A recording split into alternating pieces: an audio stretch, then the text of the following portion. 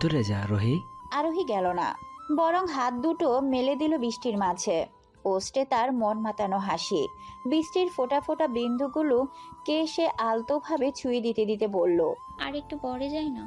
তূর্ণ আর চোখে তাকালো মেয়েটার পানে। হৃদকম্পন বাড়ল আরো। প্রবল এই বর্ষণের মধ্যে মেয়েটার রূপ যেন স্নিগ্ধতা ছড়াচ্ছে আরো। বৃষ্টির ফোঁটা ফোঁটা বিন্দু গায়ে মেখে উতলা করে তুলছে তূর্ণের হৃদয়। ঢোক গিল বেচারা, ফের বলল, একটু পর না, এখনই ভেতরে যা রোহি। আরোহী তবুও গেল না। এবার হাতের সাথে একটা পাও সে বাড়িয়ে দিল বৃষ্টির মধ্যে। মুহূর্তেই বৃষ্টির ফোঁটা ফোঁটা বিন্দুরা ভিজিয়ে দিতে শুরু করলো তার পাখানা। প্রায় সাথে সাথেই ধমকে উঠল তূর্ণ। রুক্ষ স্বরে বলল, ভেতরে যাবি নাকি? আকস্মিক ধমকে কেঁপে উঠল আরোহী। এতক্ষণ তো সব ভালোই ছিল, কি সুন্দর ব্যবহার করলো এই লোক তার সাথে। তাহলে হঠাৎ কি হলো যে এভাবে ধমকে উঠল? মেয়েটা তাকালো তূর্ণের পানে, কপাল কুঁচকে শুধালো, কি হয়েছে তূর্ণ ভাই, হঠাৎ এভাবে ধমকাচ্ছেন কেন? কথা শুনছিস না কেন তাহলে?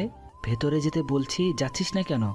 আরোহী চোখ ছোট ছোট করলো, ভেঙচি কেটে বলল, যাব না আমি। কি সুন্দর বৃষ্টি, দেখতে ভালো লাগছে। তপ্ত নিঃশ্বাস ফেললো তূর্ণ। মেয়েটা এখনো নিজের দিকে খেয়াল করেনি হয়তো।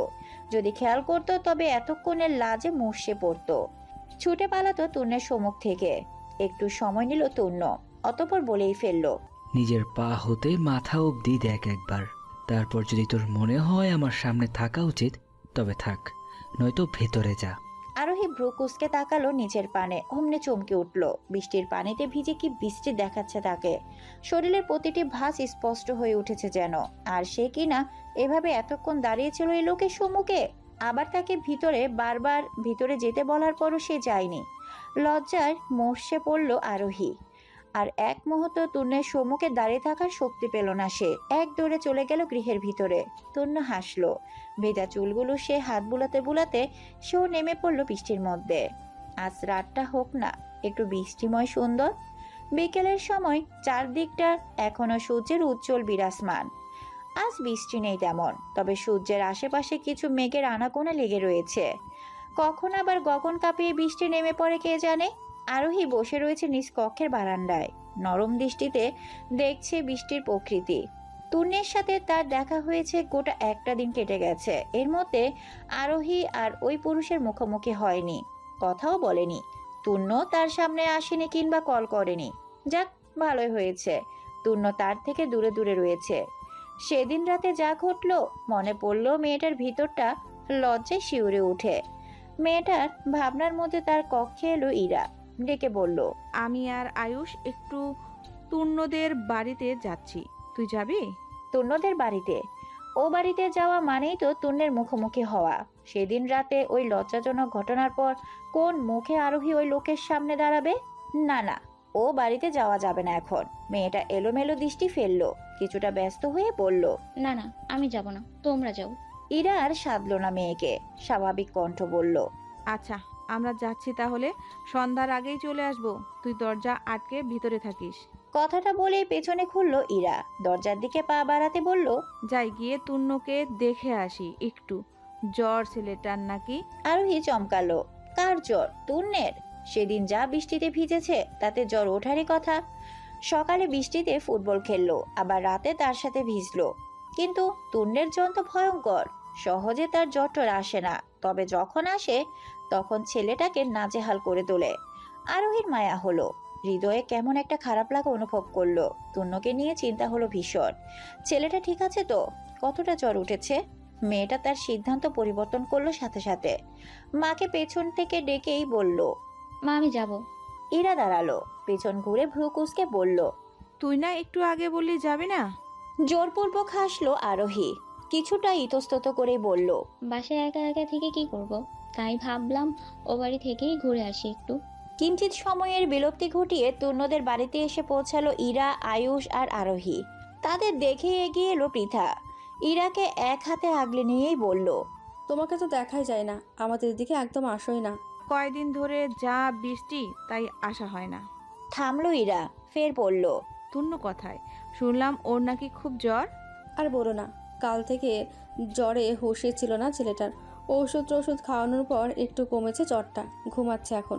তূর্ণের ঘুমানোর কথা শুনে ইরা আর উপরে গেল না। পৃথার সাথে খোশ গল্পে বসলো সে। আয়ুষও আর তূর্ণের কক্ষের পানে না গিয়ে অয়নের সাথে দুষ্টমিতে মাতল। এমনই জ্বরে ছেলেটা, তার মধ্যে আবার তার ঘুমের বিরক্ত করা দরকার কি? তবে আরোহী এই সুযোগটা নিতে চাইল। তূর্ণের ঘুমের মধ্যে একবার তাকে দেখে আসতে চাইল।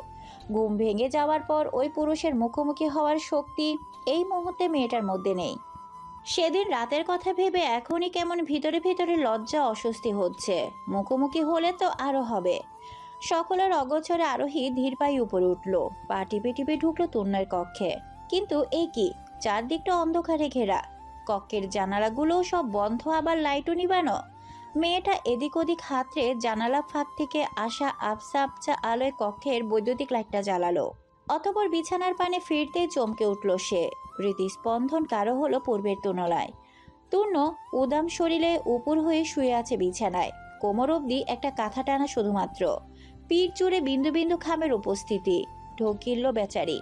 বুকের মধ্যটার কেমন ধিরিম ধিরিম আওয়াজ হচ্ছে তার। আরোহী আর গেল না তূর্ণের নিকট। উল্টো ঘুরে পা বাড়ালো দরজার পানে। তখনই তার কর্ণে ভেসে এলো অস্পষ্ট স্বরে কিছু শব্দ। মেয়েটা থমকে দাঁড়ালো। পেছনে ফিরে তাকালো বিছানার পানে। তূর্ণ ইতিমধ্যে চিত হয়ে শুয়েছে। বিড়বিড়িয়ে বলছে কিছু। কপালে তার বিন্দু বিন্দু ঘাম জমেছে। সম্ভবত কোনো বাজে স্বপ্ন দেখছে বা কিছু। আরোহী আর বেরিয়ে গেল না কক্ষ থেকে। ফিরে গিয়ে দাঁড়ালো বিছানার নিকট। একটু ঝুঁকে কান পেতে শোনার চেষ্টা করলো তূর্ণ কি বলছে তা। কিন্তু কিছুই তো শোনা যাচ্ছে না স্পষ্ট। কি বলছে এই ছেলে? আরোহী আর একটু ঝুঁকলো। একদম তূর্ণের মুখের নিকট কর্ণ নিয়ে শোনার চেষ্টা করলো তার কথা। কিন্তু শোনার পূর্বেই তূর্ণ হঠাৎ জড়িয়ে ধরলো আরোহীকে। শক্ত করে চেপে ধরলো নিজ বক্ষের সাথে। হকচকিয়ে উঠল মেয়েটা। একজন পুরুষের এমন অনাকাঙ্ক্ষিত স্পর্শে শিউরে উঠল তার দেহখানা। বুকের ভিতর অবস্থানরত ছোট হৃৎপিণ্ডটা লাফিয়ে উঠল যেন দ্রুত বেগে। মেয়েটা নিজেকে ছাড়িয়ে নিতে চাইল তূর্ণের বাঁধন থেকে, কিন্তু পারল না। ছেলেটা আরো শক্তভাবে নিজের সাথে জড়িয়ে নিল তাকে। চোখ দুটো বন্ধ রেখে অস্থির হয়ে বলল, তুই আমার, শুধুমাত্র আমার। আরোহী অবাক হলো। তূর্ণ কার কথা বলছে? কাকে এতটা অস্থির হয়ে নিজের বলে জাহির করছে? মেয়েটা চোখ তুলে তাকালো তূর্ণের মুখপানে। কিঞ্চিত অবাক সুরেই বলল, কার কথা বলছেন আপনি তরুণ ভাই? কে আপনার? তূর্ণ জবাব দিল না আরোহীর প্রশ্নে। চোখ বন্ধ করে সে বারবার বলেই যাচ্ছে, তুই আমার, শুধুমাত্র আমার। তোকে আমি হারাতে পারবো না। আমি ভালোবাসি তোকে, ভীষণ ভালোবাসি। আরোহী ভ্রু কুঁচকালো। তবে কি তার তূর্ণ ভাই কারোর সাথে প্রেম করে বা কাউকে ভালোবাসে? মেয়েটার হঠাৎ বুক কাঁপলো। অদ্ভুত এক কষ্টদায়ক অনুভূতি ঘিরে ধরলো তাকে। বুকের মধ্যে যেন তীব্র যন্ত্রণা শুরু হয়েছে। বারবার মনে হচ্ছে তূর্ণ অন্য কাউকে ভালোবাসতে পারে না, কিছুতেই না। এমন কেন হচ্ছে তার সাথে? তূর্ণ অন্য কাউকে ভালোবাসতেই পারে, এতে তার ভিতরে তো এমন হওয়ার কথা নয়। তবে কি তার হৃদয়ে তূর্ণের জন্য কোনো অনুভূতি রয়েছে? না, এ হতে পারে না। তাদের মধ্যকার সম্পর্কটা শুধুমাত্র ভাই বোনের সম্পর্কেই সীমাবদ্ধ থাকা উচিত। ছোটবেলা থেকে তো তারা ভাই বোন হিসাবে বড় হয়েছে। সেখানে হৃদয়ে এমন এক অনুভূতির স্থান দেওয়াই পাপ। তাছাড়া তার হৃদয়ে তূর্ণের জন্য এমন অনুভূতি রয়েছে জানাজানি হলে বাড়ির সবাই কি ভাববে? নিশ্চয়ই তাদের দুই পরিবারের সম্পর্কটা নষ্ট হয়ে যাবে। আর তূর্ণই বা কি ভাববে? নির্ঘাত ঠাস ঠাস করে দুটো থাপ্পড় লাগিয়ে দিবে তার দুই গালে। তারপর ধমকে বলবে, ছি ছি আরোহী, শেষ পর্যন্ত এই ছিল তোর মনে? তুই এভাবে কলুষিত করলি আমাদের মধ্যকার ভাই বোনের সম্পর্ককে। এভাবে আমাদের দুই পরিবারের সম্পর্ককে নষ্ট করলি। তোকে যেন আমার আশেপাশে আর কখনো না দেখি। আরোহী ঢোক গিলল। নিজেকে তূর্ণের বাঁধন থেকে ছাড়াতে ব্যস্ত হলো ভীষণভাবে। কিন্তু সে ব্যর্থ। এত বড় শক্তপক্ষ এক পুরুষের সাথে তার মতো এক চুনোপুটি পাড়াটা কি সহজ নাকি? মেয়েটা শেষে আর উপায় না পেয়ে একটু জোরে ডেকে উঠল। তরুণ ভাই, তরুণ ভাই। এরপরেও কোনো হেলদোল দেখা গেল না তূর্ণের মধ্যে। ফোঁস করে একটা নিঃশ্বাস ফেললো মেয়েটা। দুই হাত তুলে সে ধাক্কা মারলো তূর্ণকে। ফের ডাকলো, তরুণ ভাই, তরুণ ভাই। তূর্ণ এই পর্যায়ে নড়ে চড়ে উঠল। নিবু নিবু দৃষ্টিতে তাকালো সে চোখ মেলে। আরোহীকে এত কাছে দেখে ওষ্ঠে হাসি ফুটে উঠল তার। ভাবলো জ্বরের ঘোরে স্বপ্ন দেখছে। তাই আর অতটা মাথা ঘামালো না সে বিষয়টা নিয়ে। আরোহীকে নিজের সাথে জড়িয়ে রেখেই চোখ বন্ধ করলো আবারও। ভ্রু কুচকালো মেয়েটা। তূর্ণ ফের চোখ খুলল, নিবু নিবু দৃষ্টিতে তাকালো আরোহীর পানে। এখনো আরোহী এত কাছে যে স্বপ্নটা কি শেষ হয়নি? ছেলেটা আবার চোখ বন্ধ করলো, কিঞ্চিত সময় নিয়ে চোখ খুলে আবার তাকালো। না, মেয়েটা এখনো তো তার সম্মুখে থেকে যাচ্ছে না। জ্বরের ঘোরে না হয় স্বপ্ন দেখছে, তাই বলে বারবার এক স্বপ্ন আসবে? তূর্ণ নিজের চোখ জোড়া কিঞ্চিত বড় করলো, কপালের ভাঁজ ফেললো আরোহী। চমকালো তূর্ণ, এর মানে এটা স্বপ্ন নয়, এটা সত্যি। ধরপড়িয়ে দুর্বল শরীর নিয়ে বিছানায় উঠে বসলো তূর্ণ। বিস্মিত কণ্ঠেই বলল, তুই তাহলে আমার স্বপ্ন ছিলি না? তূর্ণের থেকে ছাড়া পেয়ে যেন হাঁপ ছেড়ে বাঁচল মেয়েটা। তবে তার একটু আগে বলার কথায় ভ্রু কুঁচকে এলো, চোখ ছোট ছোট করে বলল, আমি আপনার স্বপ্ন হতে যাব কেন? আশ্চর্য। তাহলে তুই আমায় রুমে এভাবে আমার উপর কি করছিস? কথাটা বলে একটু থামলো তূর্ণ, চোখ বড় বড় করে শুধালো, এই, তুই আমার অসুস্থতার সুযোগ নিয়ে আমার দুধে দোয়া তুলসী পাতার মতো ইজ্জতের উপর দাগ লাগানোর চেষ্টা করছিলি না তো? নয়তো আমার বুকের উপরে এসে এভাবে গড়াগড়ি করছিলি কেন? আরোহী হতবাক হলো। লোকটা তার নামে কিসব উল্টাপাল্টা কথা বলছে। এই লোক তাকে নিজে থেকে জড়িয়ে ধরলো, সে ছাড়তে বলার পরও ছাড়লো না। এখন কিনা বলছে সে ইজ্জতে দাগ লাগানোর চেষ্টা করেছিল। নাক মুখ কুচকালো মেয়েটা, থমথমে কণ্ঠেই বলল, একদম বাজে কথা বলবেন না তরুণ ভাই, আমি কিছু করিনি। আমি তো এসেছিলাম আপনার জ্বর দেখতে। তুই যে সত্যিই বলছিস এর প্রমাণ কি? তুই তো মিথ্যাও বলতে পারিস। আপনাকে মিথ্যা বলে আমার লাভ কি? তাছাড়া আমারও তো শখও নেই আপনার দুধে ধোয়া তুলসী পাতার ন্যায় পবিত্র ইজ্জতে দাগ লাগানোর। আরোহী উঠে দাঁড়ালো, কপাল কুঁচকে রেখেই বলল, যাই হোক, আপনার সাথে এসব আজে বাজে কথা বলার সময় নেই আমার। নিচে যাচ্ছি, মা বোধহয় অপেক্ষা করছে আমার জন্য। আরোহী দরজার থেকে পা বাড়ালো, তৎক্ষণাৎ তার পিছন থেকে হাত টেনে ধরলো তূর্ণ। মেয়েটা দাঁড়িয়ে পড়ল, আর একটু থাক না। থামলো তূর্ণ, কিছুটা ইতস্তত করে ফের বলল, না মানে একা একা ভালো লাগছিল না, তাই বললাম। আরোহী হাসপাস লাগছে। বিশেষ করে যখন থেকে সে উপলব্ধি করতে পেরেছে সে তূর্ণকে ভালোবাসে, তখন থেকে কেমন একটা লাগছে। বারবার মনে হচ্ছে এই বুঝি তূর্ণ ধরে ফেললো তার মনের কথা, এই বুঝি ভালোবাসার অপরাধে তাকে ঠাটিয়ে দুটো চড় মারলো, এই বুঝি সবাইকে বলে দিল সব। ওই যে কথায় আছে না, চোরের মনে পুলিশ পুলিশ, আরোহীর অবস্থাও হয়েছে অনেকটা তেমন। তূর্ণ কিছু বুঝুক বা না বুঝুক, তার হৃদয় দিশেহারা হয়ে উঠছে। তবে ছেলেটার এমন আকুল আবদার ফেলতে পারল না সে। হাসপাস লাগার সাথে সাথে তূর্ণের জন্য খারাপও লাগছে কিঞ্চিত। ছেলেটা অসুস্থ, একা একা আছে, তাকে একটু হলেও সঙ্গ দেওয়া উচিত তার। আরোহী নিঃশব্দে বসে পড়ল তূর্ণের পাশে। হাসলো ছেলেটা, আবারও বিছনায় গা এলিয়ে দিতে দিতে বলল, মাথায় একটু হাত বুলিয়ে দে তো, আমি ঘুমাবো আবার। আরোহী চোখ বড় বড় করলো, ইতস্তত করে তাকালো তূর্ণের পানে। এমনি মেয়েটা হৃদয় তূর্ণের জন্য দিশাহারা, তার মধ্যে ছেলেটা আবার তাকে স্পর্শ করতে বলছে। এলোমেলো দৃষ্টি ফেললো আরোহী, আমতা আমতা করে বলল, ঘুমান আপনি, এর জন্য মাথায় হাত বুলিয়ে দিতে হবে কেন? কেমন ঘুম আসছে না এখন আর। মাথায় হাত বুলিয়ে দিলে হয়তো ঘুম চলে আসতো। আমি পারবো না আপনার মাথায় হাত বুলিয়ে দিতে। তূর্ণ একটু এগিয়ে আরোহীর পাশ ঘেঁষলো, মেয়েটার হাতটা দিয়ে রাখলো নিজের মাথায়, অতঃপর বলল, আমার ঘুম যখন তুই ভাঙিয়েছিস, তখন মাথায় হাত বুলিয়ে আবার তুই ঘুম পাড়িয়ে দিবি। তাড়াতাড়ি হাত বুলিয়ে দে। আরোহী অস্বস্তি লাগছে ভীষণ।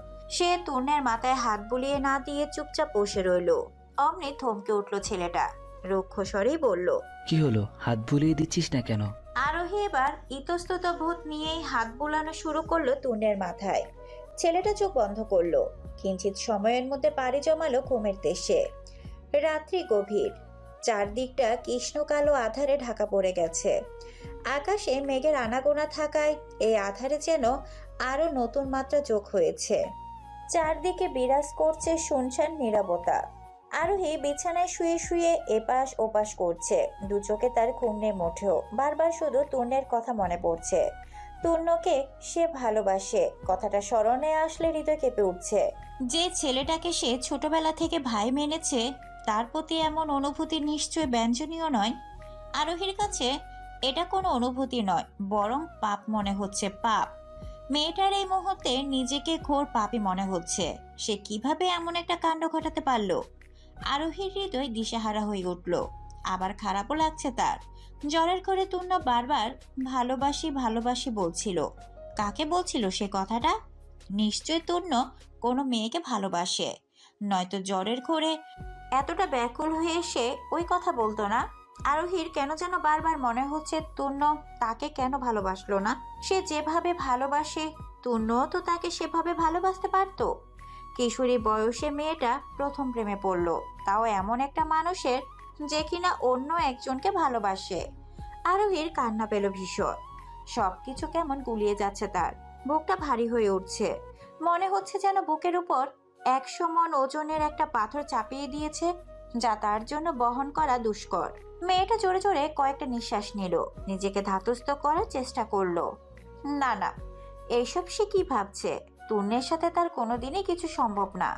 উল্টো তার মনের কথা কেউ জানতে পারলে কেলেঙ্কারি হয়ে যাবে। এখন থেকে নিজেকে তূর্ণের থেকে দূরে সরিয়ে রাখতে হবে তাকে। ছেলেটার প্রতি তার মনে তৈরি হওয়া অনুভূতির নিঃশেষ ঘটাতে হবে, যে অনুভূতির কোনো ভবিষ্যৎ নেই। সেই অনুভূতির প্রসারণ না ঘটানোই শ্রেয়। সময় প্রবাহমান। সময়ের এই প্রবাহমান গতিতে কেটে গেছে দিন 3-1। তূর্ণের জ্বর কমে গেছে এর মধ্যে, তবে সর্দি কাশি রয়ে গেছে এখনো। সেদিনের পর আর তূর্ণের সাথে দেখা হয়নি আরোহীর। সেদিন যে মেয়েটা চলে গেল, তারপর আর এমুকো হলো না। তূর্ণ অসুস্থ থাকায় এই কয়দিন কল করেওনি তাকে। কিন্তু আজ কল না করলেই নয়। ভিতরে ভিতরে কেমন অস্থির লাগছে তার। মনে হচ্ছে এক যুগ কেটে গেছে সে আরোহীর দেখা পেয়েছে। তূর্ণ অস্থির ভঙ্গিতে নিজের মোবাইলটা হাতে তুলে নিল। কল লাগালো আরোহীর নাম্বারে, কিন্তু মেয়েটা কল ধরছে না। রিং বেজে যাচ্ছে, অথচ তার কোনো খোঁজ নেই। আরোহী বসেছিল মোবাইলের পাশে। সে দেখছে তূর্ণ কল করেছে। তূর্ণের নামটা দেখে মেয়েটার মনটা আকুপাকু করে উঠছিল কল ধরার জন্য, কিন্তু নিজেকে সে নিয়ন্ত্রণ করেছে। না, সে কিছুতেই কলটা ধরবে না। ওই লোকটার সাথে কথা বললে দেখা যাবে সে আরো তার মায়ায় পড়ে গেছে, আর ভুলতে পারছে না। তার চেয়ে এর সাথে দেখা না করা কিংবা কথা না বলাই শ্রেয়। মোবাইলের কলটা বাজতে বাজতে থেমে গেল, পরপর আবার বাজলো।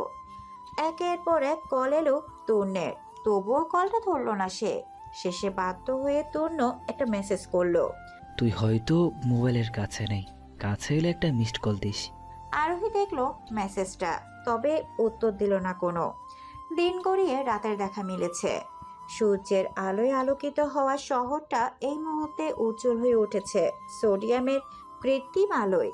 তূর্ণর হাতে মোবাইল নিয়ে বসে আছে। সেই বিকেলে সে আরোহীকে কল করেছিল, তাও একটা দুটো না, পুরো 7টা। তখন না হয় মেয়েটা মোবাইলের কাছে ছিল না, কিন্তু এখন অবধি কি সে একবারের জন্য মোবাইলের কাছাকাছি আসেনি?